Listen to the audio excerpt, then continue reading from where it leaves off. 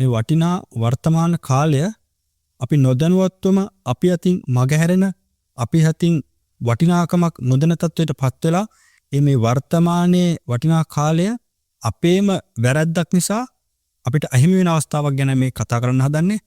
අපි බලමු මේ අපේ මේ වටිනා වර්තමාන කාලය අපේම හේතුවක් නිසා නැති වෙන්නේ කොහොමද කියලා. අපි හැමදෙනෙක්ටම වගේ අතීතයේ අපි අතින් වෙච්ච සමහර දේවල් වර්තමානයේ මතක් කරනකොට වර්තමානයේ ගැන කතා කරනකොට පසුතැවිල්ලක් අකමැත්තක් වගේ එන දේවල් අපි හැමෝම අතින් වෙලා තියෙනවා කිව්වොත් ඒක සාමාන්‍ය දෙයක්.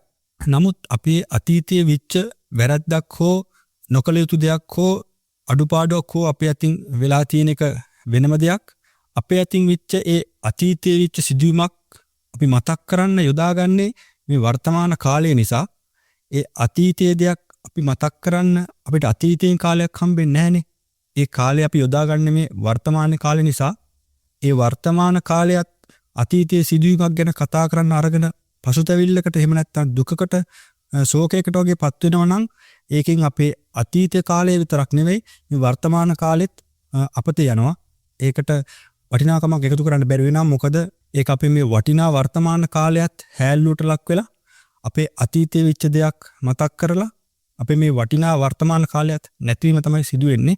හැබැයි අපිට අතීතයේ දෙයක් කල්පනා කරලා මේ වර්තමානයේ හෝ අනාගතයට හෝ යහපත් දෙයක් එහෙම නැත්නම් අපේ වැරද්දක් හදාගන්න එහෙම නැත්නම් තව කෙනෙක්ට යහපතක් කරන්න වගේ දෙයකට අතීතයෙන් දෙයක් අරගෙන උදාහරණයක් වශයෙන් හෝ මතකයේ අවදි කිරීමක් කරන එකේ පාඩුවක් නොවෙනවා. නමුත් අපි ගොඩක් වෙලාවට අතීතයේ අපේ අතින් විච්ච අකටයුත්තක් නොකටයුත්තක් එහෙම නැත්නම් නොකළ යුත්තක් අපි අතින් විච්ච වැරද්දක් බොහෝ වෙලාවට මතක් කරලා මේ වර්තමානයේ අපි ඒ ගැන කතා කරලා අපි ඒ ගැන අදහස් සෝමාරු කරගෙන මේ වර්තමාන වටිනා කාලය තමයි නැති කරගන්නේ. ඒක නිසා බොහොම සිහින් ඉන්න මේ අතීතයේ දෙයක් අපේ සිහියට එනකොට ඒක තව කෙනෙක් එක කතා කරනකොට එහෙම නැත්නම් ඒක අපිම මතක් කර ඉන්නකොට අපේ හිතට එනවනම් දුකක් එහෙම නැත්නම් අපේ හිතට එනවනම් කරදරයක් එහෙම නැත්නම් අපේ මේ වර්තමානයටත් ඒකෙන් ප්‍රතිඵලයක් නැත්නම් ඒ හිතට ඒ සිතුවිල්ල එනකොටම ඒක අයින් කරලා දාන්න. මොකද ඒ වටිනා වර්තමාන කාලේ අපිට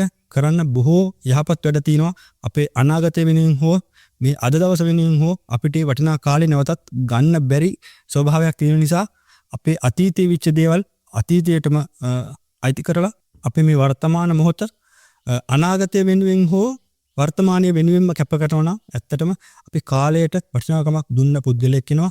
ඒක නිසා මතක තියාගන්න අතීතයේ කරගත්ත කිසිම දෙයක් නිසා වර්තමානයේ හෝ අද දිනේ කාලය කැප කරන්න එපා. එහෙම වුණොත් ඒ වටිනා කාලය ආය අපිට හෙට දිනේ ගන්න බෑ. අපේ ඔය අතීතයෙන් විච්ච ඒ වැරදි නිසා අතීතයත් අපිට කාලය මගහැරෙනු නිසා ඒ වැරද්ද තවත් දුරටත් කරලා අද දවසේ හෝ අනාගතයට හෝ ඒ වටිනා කාලය නැති කරගන්න එපා.